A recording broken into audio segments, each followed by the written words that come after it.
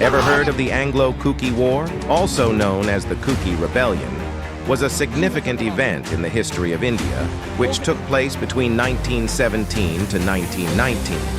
As the British tried to consolidate their control over the northeastern region of India during World War I, they want to recruit soldiers and forced labor from the indigenous Kuki population. This imposition sparked fierce resistance, as the Kuki community valued their autonomy and had a strong tradition of warrior culture.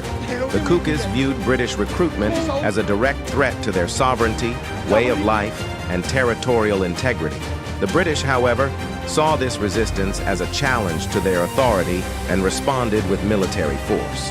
They underestimated the Kukis' capacity to resist, misjudging their military organization and cultural cohesion, which ultimately results into bloody conflict.